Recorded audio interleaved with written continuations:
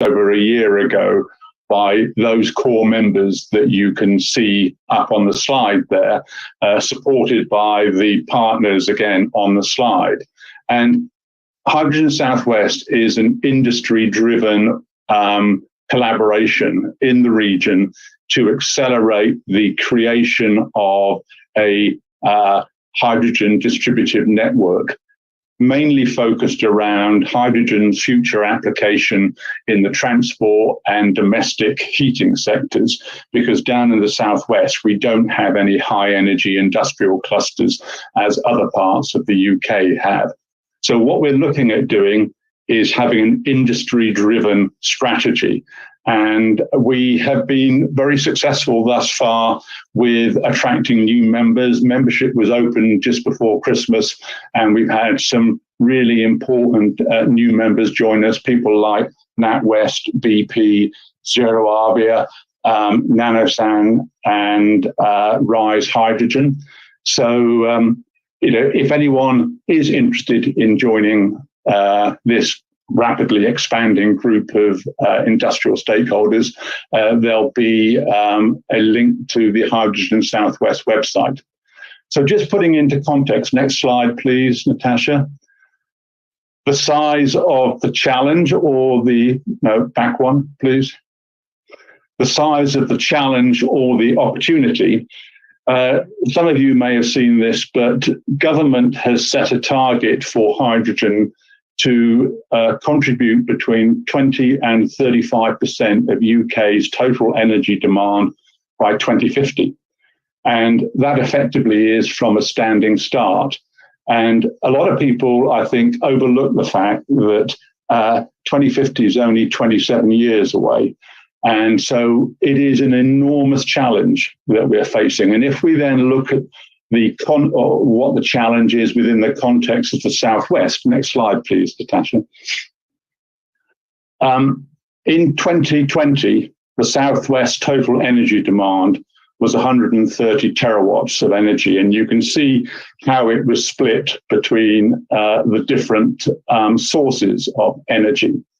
And if we were to take the minimum target for the government of 20% by 2050, and we convert 20% of 130 terawatts of energy, assuming there's no growth, which is a very conservative assumption, that requires us to produce 26 terawatts of hydrogen energy. And just to put that into a different measure, that would equate to over 10 million tons of hydrogen to be used in the Southwest. And the first of a number of production projects are not going to come on stream in the Southwest until towards the end of 2025. So that effectively leaves us only 24 years to go from zero to over 10 million tons of hydrogen. So you can either look at that as an enormous challenge or an enormous opportunity. And thinking about enormous opportunities, that I'm now going to hand over to Dominic at ZeroAvia, who have recognised the opportunity that hydrogen is going to create. Brilliant. Thanks, Chris. And thanks, everybody, for joining Hydrogen Southwest, for having us. I'm going to start just quickly on the poll, because I thought that was really interesting. I mean, it brings to the fore, I guess, one of our key messages, so I can't resist the temptation to respond to it. So, yeah, in terms of burning hydrogen, obviously, no carbon dioxide, which is the huge opportunity we have, and obviously why the government is so keen to see to meet such a big challenge as Chris has outlined in terms of the percentage of energy met. But from our perspective, there is also, when you burn hydrogen, there's nitrogen oxides, and that is, I'll come on to in more detail why that's important. But this is why we're taking the approach of using hydrogen fuel cells to deliver truly clean aviation. So essentially no emissions, zero emission flight by not burning anything at all. Because with any form of combustion, we will have some of those non-carbon emissions that are detrimental to the climate goals as well as air pollution. So yeah, really interesting opening to think about that. So just to quickly, can I move on onto the next slide, please? Thank you. Quickly thinking about the challenge. Chris mentioned the overall challenge of delivering the required level of hydrogen and all the infrastructure. And again, I'll come to that in an aviation context later. But it's always interesting to think about the why. And aviation right now, at less than 3% of global carbon emissions, might feel a little bit hard done by being, in some respects, they're now the poster child of climate change. I think most often the image you see alongside a negative news article or disappointing projections about how far we've come with regards to the IPCC targets. It's often an aircraft or pluming exhaust from an aircraft. Of course, a lot of that recognises that in the next 27 years, aviation will account for more than or around a quarter of carbon emissions. And then we also have to think about the impact of those non-carbon emissions. So the latest academic thinking is that nitrogen oxides and contrails in particular, and all of the other non-carbon emissions could be as much as 2 to 3 times the impact of carbon emissions alone in terms of climate warming effect. So the industry has an enormous impossible challenge, allegedly an impossible challenge ahead, because often painted as a hard to abate sector. I think one thing I always like to flag up is that one of the key reasons why we're doing this. I think when the Wright brothers were told were a few weeks away from flight, the New York Times ran an article which said that it would be millions of years before humans took to the sky, and then they did so, just a few weeks later, to show that the technological progress is often underestimated over the long haul, certainly. So, those early days of aviation, it was about the spirit of innovation. I think people were excited. It felt like pioneering, and it felt almost luxurious at times. I think you look back to those 1950s pictures of the gleaming silver Pan Am airliners, and there was a sense of glamour and discovery. And I think in the common position now, we've perhaps lost that in the debate, and that's not how people think about aviation for various different ways. But there is the possibility using hydrogen to deliver truly clean aviation, and this is a challenge that we really should grasp. If we move on to the next slide. We want to ensure a healthy future for flight, because it brings economic, social, and huge cultural benefits. And this is what we've decided to approach this challenge. But we've landed on hydrogen electric, or using fuel cells to generate electricity and then to power electric motors. We've landed on this as being the optimal solution over the long haul, and also with short-term application.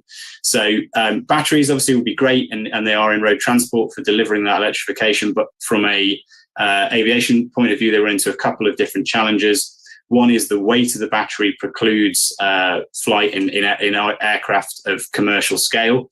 And we don't see any big predicted breakthroughs in battery energy cell density that will change that fundamentally and get to the point where it will be practical. And then there's also the requirement for frequent recycling costs or replacement costs. So if you are driving your car to and from work and you're charging at either end, you're only using it for, say, an hour a day, that works pretty well. But if it's 4 return flights that are energy intensive, with rapid charging cycles in between, the life cycle of those very expensive batteries is going to be difficult. So the operating costs are really challenging there as well. Sustainable aviation fuels are fantastic. We need as much of that as we can possibly get our hands in. And obviously hydrogen plays a big role in that in terms of synthetic generation as a key ingredient. But there are big scalability challenges. So the feedstock availability for biofuels is going to be an increasing challenge and faces pushback from environmentalists. And then there is the currently very high costs of synthetic fuels. Plus, if you look at the projections from, say, the ATI and where Airbus is headed with hydrogen combustion, the idea of and the kind of levels that we'll see of synthetic aviation fuel by, say, kind of the mid-2030s, it's not going to hugely tackle the demand growth. And it might make more sense to use that hydrogen directly as the fuel if the technology is available. So sustainable aviation fuels have those challenges. They also have carbon emissions in flight, and they have non-carbon emissions, which I kind of mentioned that some of the impacts there. So big challenges. So I talked through combustion. Obviously, it's great with hydrogen combustion. It will bring the opportunity to fly large aircraft, perhaps by the middle of next decade. And it will not produce any carbon emissions, which is huge for the sector. But we think the most efficient use of that hydrogen fuel is a hydrogen fuel cell. It's said to be 2 to 3 times more efficient than a combustion engine by the US Department of Energy, and also will not to have any of the non-carbon emissions and contrails impact.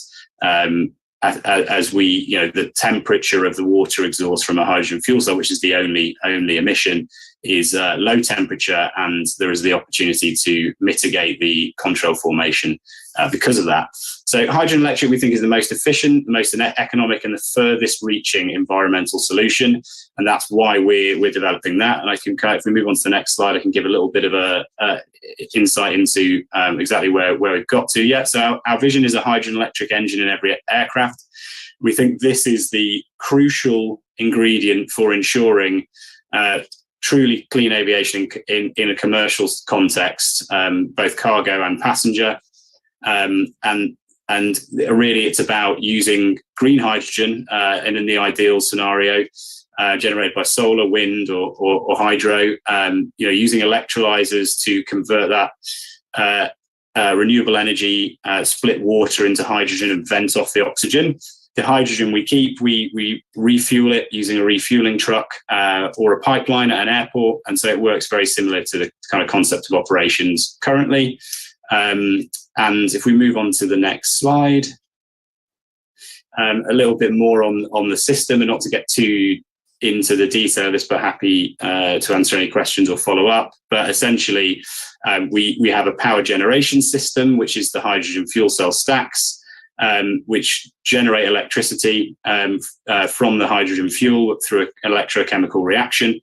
That electricity is distributed to an electric propulsion system, as you can see on the right-hand side here, which comprises inverters and electric motors. And those motors power both the propeller, but also aircraft auxiliaries and an air compressor, which then delivers compressed air back to that power generation system. So again, an elegant system that we're developing. If we move on to the next slide. Some of the kind of key challenges. So in the middle here, you've got an image of what will be our an illustration of what will be our first commercial powertrain, which I'll come on to. But that's ZA600, which we're targeting for zero emission flight from 2025, going up to around 300 nautical miles in 9 to 19 seat aircraft. And that would take you from, say, London to Glasgow or San Francisco to Los Angeles. As a company, we're developing the core IP around the inverter technology, which will support this. So that's taking the direct current generated by the fuel cell stacks, and it's converting it into alternating current for the electric motors to run. We're also earlier last year, we've signed a long-term deal with PowerCell, who are a hydrogen fuel cell, low-temperature fuel cell stack manufacturer, to ensure we have the provision of fuel cell stacks for this system for when we manufacture in 2025, with big plans for both our UK site in terms of R&D, and then also for manufacture. And then another key element which we're currently working on will be around the advanced tanks required for optimal storage of the hydrogen. So we're working with many partners on that as well. If we move on to the next slide. Yeah, just a little bit about the story so far. So we started in 2018, and one of the first applications was to run a electric propulsion system on top of a road vehicle. I think it's a Camino. And then in 2019 in California, we flew what was essentially the largest electric aircraft at the time, which was a retrofitted Piper Malibu. We then had the opportunity to bid into funding for the Aerospace Technology Institute, and that's really what's helped us land here in the Southwest ultimately. Initially, we were based at Cranfield Airport, and we flew this Piper Malibu there, first in an electric configuration with battery, and then we converted that and flew it with hydrogen electric, so with the fuel cell powering the aircraft. It still is the largest commercial aircraft flown with hydrogen electric power, although we hope to very soon to outstrip that ourselves. And then we've also tested the ZA600, as I mentioned, on our ground test rig in California, our Hypertruck, and we are in the midst of the testing for Highflyer 2, another ATI-backed project for our Dorney A228 testbed aircraft. So this has a hydrogen electric powertrain retrofitted to the left side of the aircraft and a conventional engine on the right. And we are days away from our first flight. We got the permit to fly that aircraft late last year. So really exciting. This will be the world's largest aircraft flown with a hydrogen electric engine, providing some of the propulsion. So massively important, big step forward towards commercial flight, and keeps us on track for that 2025 date that I mentioned. And then simultaneously here at Cotswold Airport, in Kemble, we've also developed our ground infrastructure for supporting the hydrogen refueling. So we have an electrolyzer, we have hydrogen storage and compressed airport landside to airside pipeline for moving that hydrogen to the aircraft and refueling it. So that's a little bit about where we've kind of got to. If we skip on to the next slide. I think I kind of probably have covered most of this, just where we are with this flight testing campaign. Essentially, we've been through all of the ground testing, all of the high-speed taxiing, endurance work, and really because of that, working very closely with CAA, we received the permit to fly, and now we're just really waiting for the optimal time to do that. So that is very exciting, and I'll hopefully update you all on that in the coming days. So if we skip on to the next slide, I don't think we need to necessarily play the video, but do go to our YouTube channel if you want to watch some footage of the aircraft in flight. Not in flight, sorry, moving on the ground, but soon in flight. And I'll just a little bit more on the infrastructure. So our strategy here is to work with partners as well, and EMEC has been a crucial partner in our High Flyer project. So they have helped us, the European Marine Energy Centre, they have helped us develop the ecosystem, the hydrogen airport refueling ecosystem that we've built here in the Southwest. So that electrolyzer and that refueling truck, and we're in the process of scaling that all out.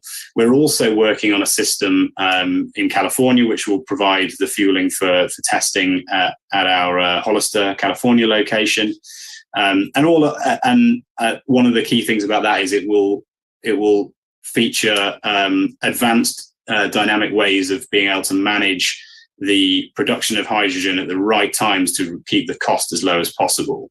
So one of the key things for us from an aviation fuel perspective is KPMG kind of predicts or account for hydrogen fuel prices between around $3 and $8 per kilogram currently, green hydrogen. But the thought is that it will reduce by 50% by 2030. Obviously, the US DOE targets a $1 per kilogram target. IRENA studies show across the globe that getting to that kind of sub $1 per kilogram is possible. But from an aviation point of view, it's a hugely important story because one of the big uncertainties is fuel costs, and green hydrogen offers the opportunity to cut operating costs by cutting the fuel, as well as the fact that fuel cells require less maintenance than combustion engines do. Developing this infrastructure is massively important so that airports come along for the ride. And we are already working with AGS airports in the UK. We got another partnership that we will soon announce with a major UK airport to develop this infrastructure. So that the refueling aspects and the production aspects we are getting in place. We have a partnership in Shell as an investor. So this is critical to ensuring that airline operators feel confident they'll have the fuel and the economics will work out well for operations from 2025 onwards. I don't know how we're doing for time, but if we skip on one more, and I just give you a sense of where we're headed as well, because as I mentioned, it's kind of short-term application. There is an opportunity to get flights in the air that are zero emission, carrying passengers and cargo from 2025, and that's what we're working on currently with the CA600, the 600 kilowatt system. But we don't see that kind of stopping there. We're already fairly advanced in terms of the development of our ZA2000, which is a 2 to 5 megawatt powertrain and will support from 40 to 80 seat aircraft initially in 2027. So larger regional turboprops like the ATR or the Dash 8. People may have flown on those in domestic UK flights for sure. And then from there, we will also have a partnership with MHIRJ on the CRJ class of aircraft to develop the ZA2000 for regional jets as well. And then we intend to tackle the narrow body target, which obviously then gives you the opportunity to tackle the majority of emissions in aviation. So if we skip on. And just a little bit about some of our backers. I don't want to label this too much, but we've had fantastic support from the UK government in terms of the high flyer projects, and obviously that's helped us in terms of attracting investment from private investors, including Bill Gates's Breakthrough Energy Ventures and Amazon Climate Pledge Fund, and a host of others, including some of the major airlines. So I think that probably summarizes about where we've got to, who we are, and I would happy to take any questions or allow the next presenters to move on. Dominic, thanks ever so much for that. Really interesting presentation, and I'm sure there'll be a number of questions that will be raised as a result of that presentation. If we can leave the questions until the end, and if we can now move on, please, to George, just to talk a little bit about what the NCC are doing around hydrogen awareness training. George, over to you. Thanks, Chris, and thanks, Dominic. So good morning, all. I'm George Jenkins. I work within the workforce transformation team here at the National Composites Centre. I'm the project lead for the development of these hydrogen awareness level training modules that I'm going to talk about today. Next slide, please. So the National Composites Centre, for those of you that don't know, is an open access technology centre which delivers world-class research and development projects and forms part of the UK's high-value manufacturing catapult. We work with people in all sorts of sectors, from manufacturing, space, marine, aerospace, digital, and energy, and bridge that gap between research and industry. One of the key challenges faced by many of those sectors today is to maximize the opportunities presented by hydrogen, such as those that Dominic mentioned, and develop the skills that are going to be needed to achieve this. We've identified a national skills vision for hydrogen, which states to have a hydrogen-ready talent pipeline to support the developing economy and infrastructure. To work towards achieving this vision, the HVM Catapult Centres have collaborated with industry partners and other organisations to develop an initial set of training modules to improve the awareness and understanding of the production, storage, and uses of hydrogen. Next slide, please. I'll take you through the key elements of these training modules. Firstly, they're fully funded by Catapult. That means they're available at no cost to the individual or the business. The training modules are at an awareness level. So although they contain technical information, they're aimed at this level in order to provide the most benefit to the most people.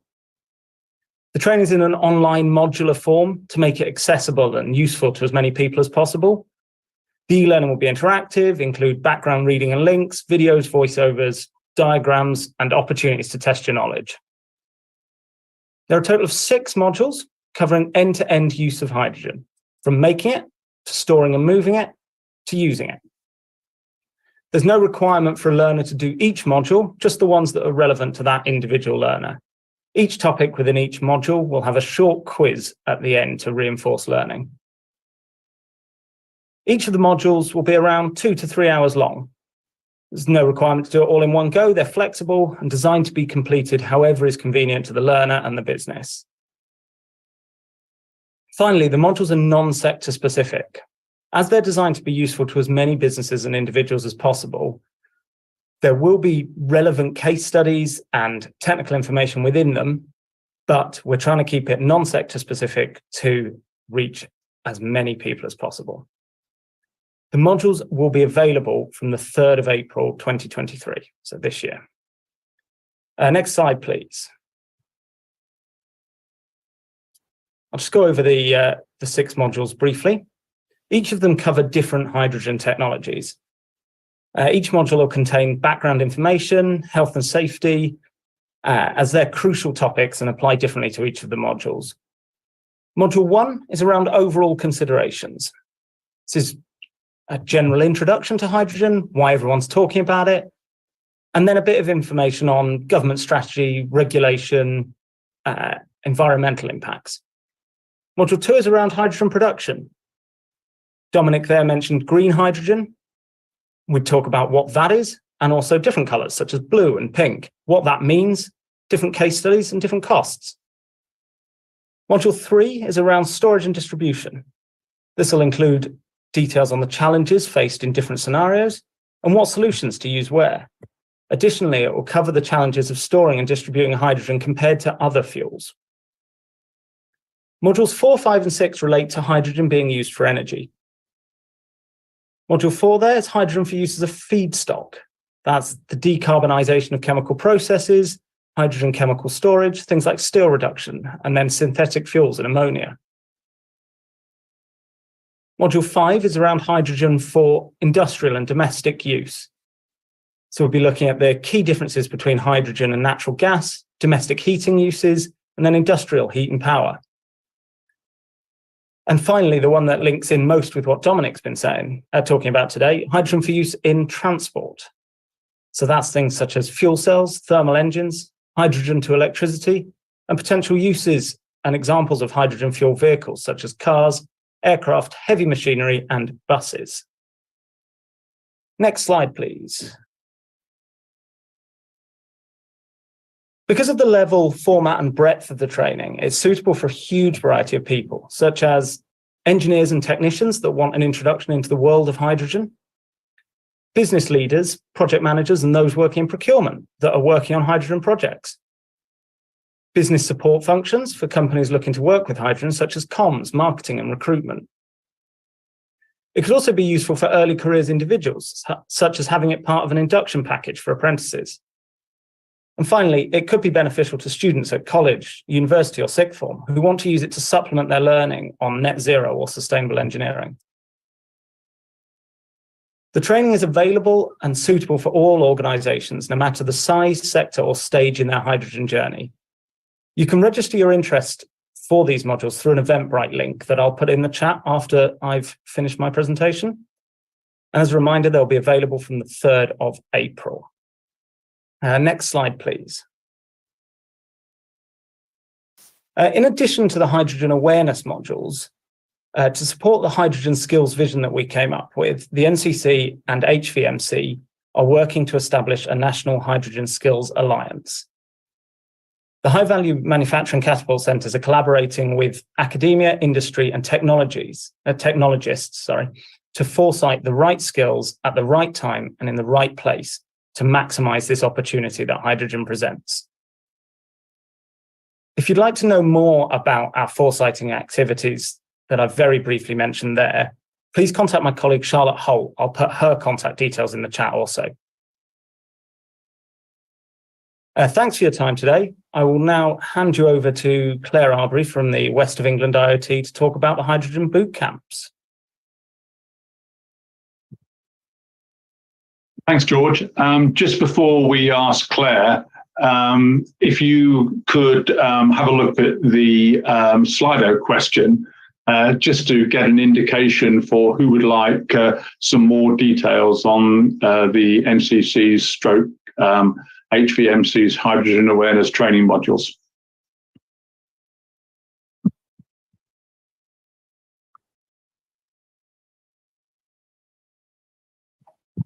If you don't get to put your details in here, that's absolutely fine. You can just pop your details in the chat or send me a private message if you want more details. Thanks.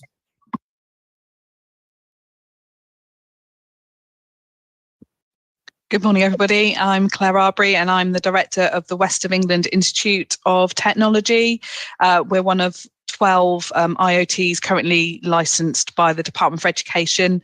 Can I have the next slide, please? So institutes of technology are government-backed institutions. They've been funded through £290 million worth of investment from the government to encourage employers and education to work together in the technical skills education arena. So that's the kind of post-GCSE, pre-degree level. There's quite a lot of investment in the academic route through universities, but maybe that sort of technical hands-on skills-led focus has probably lost some momentum over the previous few years, but are very important for our future regeneration and development. So we are sort of driving through the commitment for skills and support, and that will support businesses through increasing their productivity by having more skilled workforce being able to do different oh my goodness, my mind's gone blank, doing different activities at different times and in different ways. There's also the opportunity for businesses to access different types of learning, whether that be through colleges or universities or through higher apprenticeships or part-time or full-time study. And we're supporting the community through the local region through developing skills needs that they need for the future. It's also, we are one of, as I said, one of 12 IoTs that are working to deliver national policy. There will be 21 in total within the next year, which will be developed and will be providing more skills to more parts of the UK moving forward. Next slide, please. So boot camps, so these are government-supported training which provide up to 60 hours of supported learning. So these are really for people who are in the workforce and will lead to new skills that can be applied within your setting. The courses can be accredited, but it doesn't have to be a pre-approved qualification to be able to work. And the maximum that a boot camp can run for is 16 weeks. So it's quite short and focused. It's not like an HND or an HNC, which can be 1 day a week for 2 or 3 years. This is short targeted intervention to help address a skills need. And these skills that people are learning need to be applied within 6 months of leaving the programme in order to be seen as successful by the Department for Education. Next slide, please. So I'm here today to talk to you about the Hydrogen Awareness and Utilisation Skills Bootcamp, which has been developed by the West of England Institute of Technology and its partners, but is being piloted by Western College as the lead of the West of England IoT. Next slide, please. So this is a pilot programme, meets the threshold of 60 hours of supported learning, is 1 day a week for 10 weeks on a Friday, and people will be able need to demonstrate that they're using these new skills to develop their businesses or their project plans moving forward. Next slide, please, Natasha. Thanks. So we are currently looking at how we might deliver that. It's currently scheduled as a pilot, as a face-to-face to test the model. However, I would like some feedback from you as delegates, whether your preferred delivery model if you were to send a member of staff onto one of these types of courses.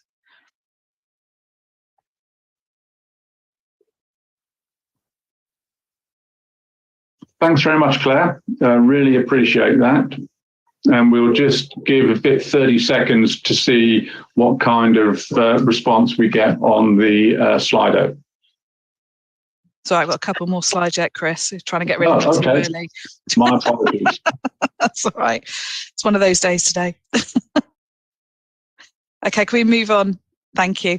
So the detail of the bootcamp is here on this slide, and it's available as a PDF. So we'll be able to share that with you afterwards as well. But the main thing for this is really for someone who might be a project lead or a leader within your organizations that is looking at how hydrogen may come into your business.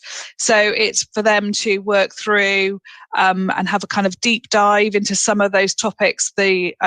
The awareness that George spoke about previously is quite, high level type activity. This is much more immersive, much more sort of deep dive thinking about what that actually applies into your business and how you might use that, and the risks and the planning about using hydrogen in your setting. It's a pilot program. It does start in a few weeks' time. So there is, I think, 1 or 2 spaces left. But as part of this, there's actually a few weeks sort of set aside for actually scoping out how you might implement hydrogen in your work setting, and what might be the future steps to really give you that time to think about how you would deliver hydrogen as a solution in your business. And I'm afraid I'm not as generous as George. There is a cost to this. The Department for Education have funded 70% of the cost, but there is an employer fee that is payable, which is £350 for employers that have less than 250 employees, and £1,000 for those that have more than that. Next slide, please. And then finally from me, Chris, so if I could just ask whether the Hydrogen Bootcamp may be something that's of interest or not, just so we can kind of future plan our activity. And that's it from me. Thanks very much, Claire. And whilst we're giving people a chance to respond to that Slido question, we've got a couple of really interesting questions that have already been registered in the Q&A area. And once we have kind of given you some time to respond to the Slido, we'll move on to the kind of Q&A part of this. Natasha, can we unmute the people who kind of raised the questions thus far, rather than me simply reading out what they've said? Would that be possible? Yeah, that's fine. So if we go to the first one, the first question is posed by someone who's just got their name on as Michael. You are able to unmute yourself. So if Michael, you're still on the call, it was but isn't the problem in the production of H2? Michael, are you on the call? Let me see if bear with me. So I think, Dominic, this is one for you around hydrogen, producing hydrogen, and the real challenge of the cost targets for hydrogen.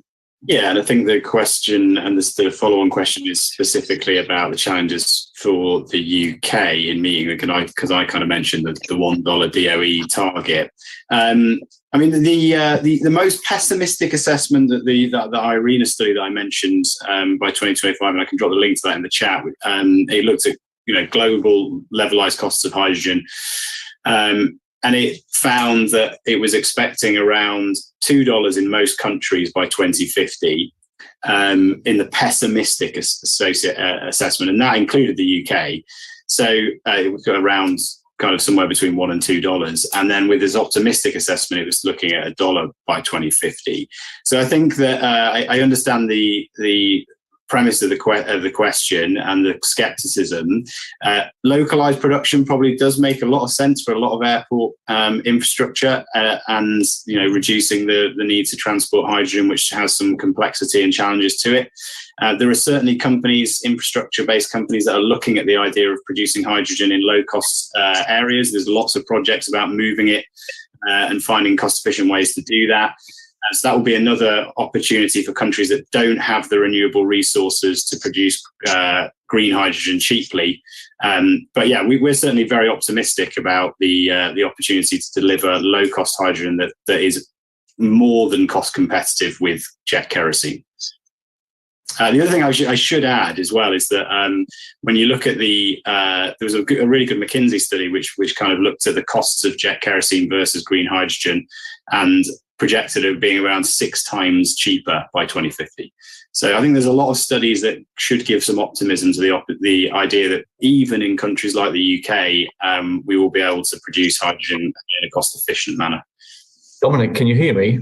Yes, I can, yeah. Hi, Michael. Yeah, sorry. I did my thesis recently on green hydrogen in Oman, and the issue that I had, so I was doing levelized cost of hydrogen. I got it down to about $1.70 for green hydrogen in Oman.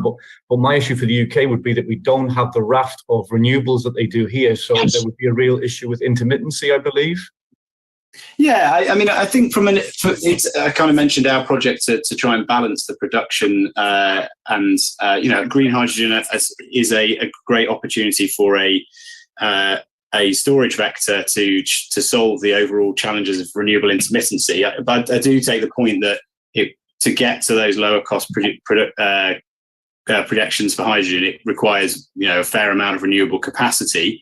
What I would say is that from an aviation standpoint in particular, we're looking at we're starting relatively small and then progressively going through aircraft, up through airframes, and that does give the chance for the infrastructures to scale in step. So yeah, the investment certainly needed. I mean, there was a big announcement today relating to the Crown Estates and an additional 8 gigawatts of renewable capacity. I think cynics would say, maybe Michael, you would say this, that's going to be required for home heating and heat pumps, and we need that. There's all vast demands for that renewable capacity. But we think that there is a clear pathway for aviation to have the required green hydrogen supply to be able to deliver zero emission flight over the next few years. Thanks, Dominic. So thanks for that, Dominic. The next question, Natasha, can you unmute Colin, because he's asked a real challenging question. I'm definitely going to leave you, Dominic, to respond to that. Colin, you're now unmuted, so you should be able to speak. Hi, I don't know if you can hear me. Hopefully, I don't know well, there were 2 questions. I'm not sure which one was the most challenging. I guess my question relates to the standards required to enable hydrogen introduction into aerospace for paying customers. So I'm just curious as to what progress is being made on standards that enable you to deliver, refuel in an airport situation, maintain and service aircraft. And how is progress going on that front as well as the technology front? Yeah, I would say it's picking up steam. So we're involved in several SAE international committees and other bodies, and a number of the trade bodies in which we're involved in, the likes of Gamma, FACHIA in the States, are actively pushing. I know that for example, the FAA in the States is also looking closely at the protocols, and we've worked very closely with the CAA on the kind of the refueling and also the all of the operational side, and lots more learning to do and lots more standards to be developed. But that work is all happening in tandem with the development of the technology. So I think there's very good reason to be positive about the regulatory side not being the key barrier. You kind of asked about is it technical, regulatory? There are technical challenges that I think for larger aircraft, and I think we have clear pathways for these first 2 segments that we've identified. Obviously, R&D requires funding, so that's to overcome those engineering challenges requires investment. But certainly possible. And we think that the regulatory landscape, from the CAA, FAA and EASA are responding and are working hard to make sure that they have the resources and the focus on novel propulsion technologies that can help the industry decarbonise, because clearly it's an existential threat. Thanks, Dominic. Colin, does that answer the question? Yeah, that'll do for now. Thank you. Thanks, Dominic. Appreciate that. So, Natasha, can we unmute Alan, please? And Alan is now unmuted. Alan, over to you.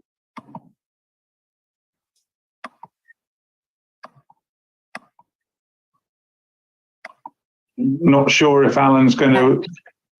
Sorry, it's not allowing me to unmute Alan. Apologies, let me try one more time. So, just whilst Natasha's trying to unmute Alan, Dominic, can I ask a question in terms of you're planning to have your aircraft operational within 3 years, end of 2025, potentially. And from an airport operational point of view and from an airline operational point of view, is there any concern that you're not going to have the right level of technician skills to be able to operate your aircraft within that three-year time horizon? Yeah, I think from the very get-go, we have identified that developing the powertrain technology in itself is not enough, and that's why we have built out a very experienced infrastructure team. So on that refueling point that some of the other questions related to, and we're also looking really carefully at the aftermarket and the support required for businesses that and airlines that adopt hydrogen electric propulsion systems. So yeah, we have a whole team working to develop the support and the training, and we announced a partnership with Air France KLM just before Christmas to do exactly that, as well as the partnerships we have with airframes on some of the integration work and the maintenance. So that is again also in tandem being developed, so that we can hit that 2025 and then the dates of 2027 for our larger powertrain for those larger aircraft. Okay, thanks, Dominic. Yeah, I've asked Alan to unmute, and I'm not getting any response. So maybe you'd like to read out the question. Okay, so again, Dominic, the question is aimed, I guess, at you. In order to produce low-cost hydrogen from renewables in the UK, how do you see the price of power? I mean, that's a tough one. Yeah, and I don't know if I would be the best person in our team to answer that. I mentioned kind of, our head of infrastructure, Arnab is ex Shell, and he's a whole team kind of working on the techno-economics of the production of hydrogen. We'll work with various different partners. I think we have a partnership with Shell. We've had a partnership with Octopus Hydrogen. So we're trying to get the best expertise within the industry. And I wouldn't make any projections about where we need the price of that renewable power to be in the to the overall grand scheme of things. But maybe you can come back with some more information if Alan wants to follow up. Chris, it's David Eccles. Could I just come in here? Yeah, absolutely, David. Thanks. Hello, everyone. David Eccles from Hydrogen Southwest as well. Just for background, I'm building up what Dominic was saying just then. We at Hydrogen Southwest are closely engaged with the National Nuclear Laboratory. They have a number of programs around nuclear-enabled hydrogen, and there are a number of substantial opportunities for the future. I mean, none of these are guaranteed, of course, but how does one generate low-carbon hydrogen at scale? The answer may well be nuclear. I just leave that hanging there. Yeah, and it wasn't a question, David, but I did talk a lot about green hydrogen because I think it is in the UK. Okay, we don't have in places like Scotland. We do have great renewable resources, and I mentioned that the Crown Estate announcement today for that further development of wind power. But nuclear, I think, will play a big role. And what's really the most important thing here is the carbon intensity. of the hydrogen as opposed to the labeled colour. Indeed. Thanks, David, and thanks, Dominic. Just before we close, because I think we'll be able to close a few minutes early, we've got up on that slide the next series of 3 webinars, and you will be absolutely welcome to join one or more of those. And I think, Natasha, we've probably got a final Slido just to see whether or not there's any particular topics that attendees would like to look at for future webinars.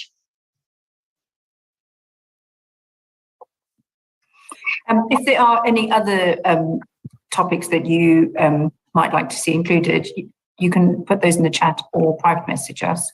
But if you, so vote on those if you'd like to, and if there's any others, you can just send us a message.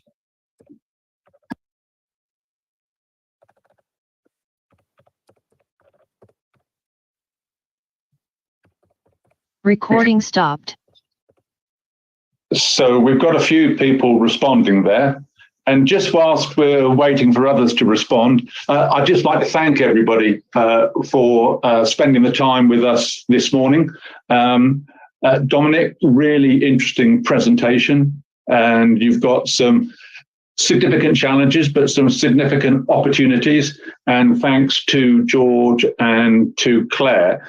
Unfortunately, my image has disappeared, so I'm not sure whether that's a good thing or a bad thing. But I'd like to, again, wish everybody a great day and look forward to seeing you shortly. Okay, Natasha, I think we can probably...